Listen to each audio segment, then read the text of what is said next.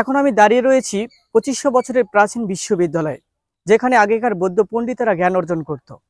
আজ আমি এই বিশ্ববিদ্যালয়টি আপনাদের পুরো ঘুরে দেখাবো এবং ইতিহাস সম্পর্কে জানানোর চেষ্টা করব। আপনারা আমাদের সাথেই থাকবেন। বগুড়া জেলা শহর থেকে প্রায় 20 কিলোমিটার উত্তরে শিবগঞ্জ উপজেলার বিহার গ্রামে ভাসু বিহার অবস্থিত। ইতিহাস থেকে জানা যায় এটি বৌদ্ধ ধর্মীয়দের গুরুত্বপূর্ণ বিদ্যাপীঠ ছিল। চীন, ভুটান, শ্রীলঙ্কা, তিব্বত থেকে বৌদ্ধ শিক্ষার্থীরা এখানে লেখাপড়া করতে আসতেন।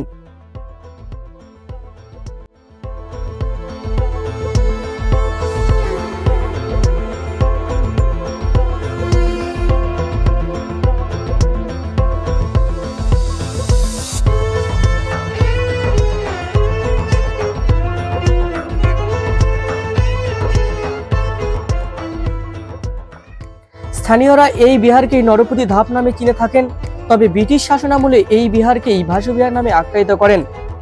বর্তমানে বাংলাদেশ ছাড়াও পৃথিবীর বিভিন্ন দেশ থেকেই ভাসু বিহার দর্শন করতে আসেন, তাই এটি অন্যতম পর্যটন স্পট হিসেবে এই দেশে পরিচিতি বেশি লাভ করেছেন।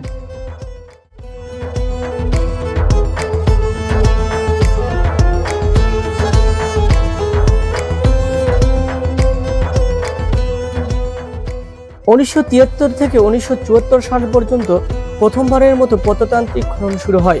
খনন কাজে দেখা মেলে এই বৌদ্ধ সংগ্রামের ধ্বংসাবশেষ। খনন কাজে মাটির গহীন থেকে বের হয়ে আসে অসংখ্য ব্রোঞ্জের বৌদ্ধ মূর্তি, পোড়ামাটির ফলক সহ বিভিন্ন ধরনের মূল্যবান প্রত্নতান্ত্রিক জিনিসপত্র।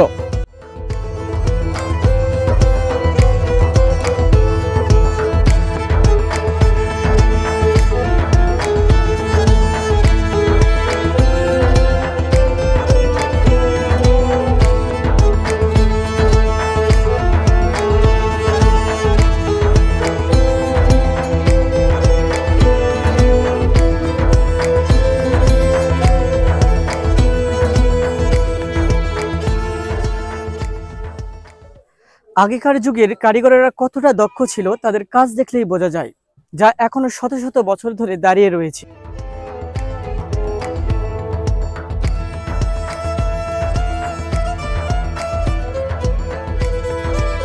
মাটি চাপা পড়ে থাকা উঁচু টিলা আকৃতি এই এলাকার একসময় ছিল বৌদ্ধ বিহার।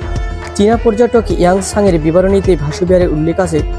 639 থেকে 645 খ্রিস্টাব্দে তিনি এই জায়গা পরিদর্শন করে বলেন যে এখানে 700 বৌদ্ধ শিক্ষার্থীকে জ্ঞান অর্জন করতে দেখেছেন। তার ভবন বিবরণীতেই ভাসু বিহারকে বিশ্ববিহার নামে উল্লেখ করেন। এসব তথ্যের উপর ভিত্তি করেই স্যার আলেকজান্ডার ভাসু বিহারকে বৌদ্ধ বিহার নামে আখ্যায়িত করেন।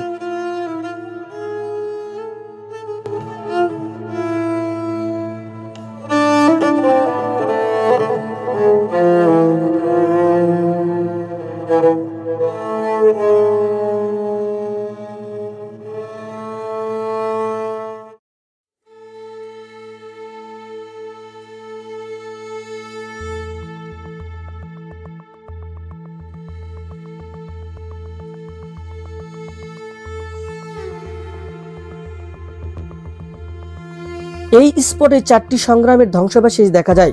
ছোট সংগ্রামের দুটি উত্তরে দক্ষিণে আয়তন প্রায় 49 মিটার এবং পূর্ব পশ্চিমে 46 মিটার। এগুলো সমবেত সম্মিলন কক্ষ হিসেবে ব্যবহৃত হতো। বড় সংগ্রামটি দেখতে ছোট সংগ্রামের মতো হলেও আয়তনের দিক থেকে কিছুটা বড়। বড় সংগ্রামের দুইটির মোট ওই 46টির মতো কক্ষ রয়েছে। প্রত্যেকটির মাঝেই বড় খোলা হলেও রোমের মতো দেখা যায়। একসময় এই জায়গাগুলোর চারিদিকে বৌদ্ধ শিক্ষার্থীদের পদচারণায় মুখরিত থাকত। এই বিহারগুলোর নির্মাণ কৌশলী ও কারুকার্য সত্যই অবাক করার মতো। এখনো এখানকার মাটির পরতে পরতে রয়েছে সমৃদ্ধ ইতিহাস। ঘাসের ভিতরে ইটের গুঁড়োর মিশ্রিত লাল মাটি সহজেই চোখে পড়ে।